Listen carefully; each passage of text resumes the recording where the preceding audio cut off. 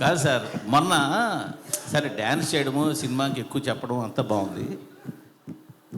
Continue 2 సార్లు కొంచెం మాట గబుక్కుని పడిందేమో మీ నోట పొరపాటున, అది ఎక్కువ సోషల్ మీడియాలో ట్రోలింగ్ వైరల్ అవుతోంది. అది మీకు గమనించారా? మీ దృష్టికి వచ్చిందా? బాగా గమనించానండి. మరి దానికి మీ కామెంట్? అంటే నో కామెంట్స్.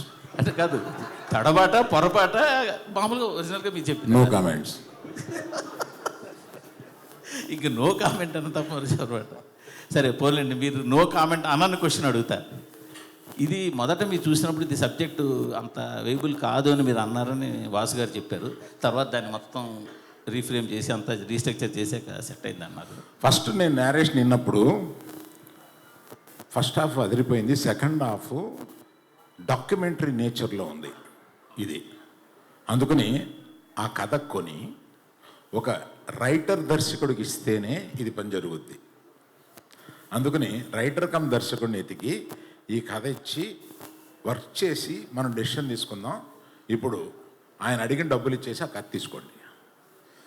ఇది కాకుండా ఏ జైలుకి 22 మంది వెళ్ళారో వాళ్ళందరి దగ్గరికి వెళ్ళి చేరి అది మేము సినిమాగా తీసుకోవడానికి రైట్స్ తీసుకోండి, ఇతను కథ రాసేస్తే ఈ కథ కొనుక్కుంటే మనకి పని అవ్వదు.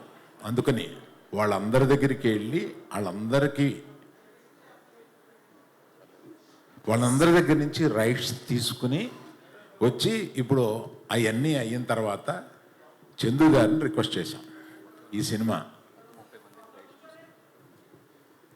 టోటల్గా వెళ్ళిన 22 మంది కాకుండా టోటల్గా 30 మంది దగ్గర నుంచి ఈ రైట్స్ తీసుకోవాల్సి వచ్చిందండి. తీసుకున్నాం ఫర్ అవర్ సేఫ్టీ. అది చందు గారు దాన్ని ఏదో నేను తీసుకుని 2 నెలలు చందు గారి దగ్గర ఒక గొప్పతనం ఉంది. ఆయన ఏమీ అర్జెంట్ తొందరపడ్డు మనం ఇంకో సినిమా మీద ఇంకో సినిమా చేసేసి ఇంకొక ఇన్ని కోట్లు తీసుకుని బ్యాంకులో అసలు ఆ మైండ్ లేదు ఆయనకి. సినిమా ఆ జర్నీని, ఆ సినిమాని రాయడాన్ని, ఆ సినిమాని తీయడాన్ని, ఆ జర్నీని ఎంజాయ్ చేసే మనుషులు. ఆ జర్నీని ఎంజాయ్ చేసే మనుషులతోటి ప్రయాణం చేయాలని ఉంటుంది మాకు. యాక్చువల్గా యాక్చువల్గా చేసుకున్నామా చేసేసామా వెళ్ళిపోయి అట్లా ఉండదు ఆయనతోటి. అందుకని ఆయన తీసుకుని ఒక 9 నెలల్లో దాని మీద కష్టపడి అప్పుడు దాన్ని ఒక మంచి కథారూపంగా తెలిసారు. బేసిక్ కథ ఎందుకు కొన్నాము అంటే ఇట్స్ ఎ హ్యాపెండ్ ఇన్సిడెంట్. దాన్ని తీసుకుని దాని రూపకల్పన చేస్తే బాగుంటుంది అని అనిపించి తీసుకున్నామండి.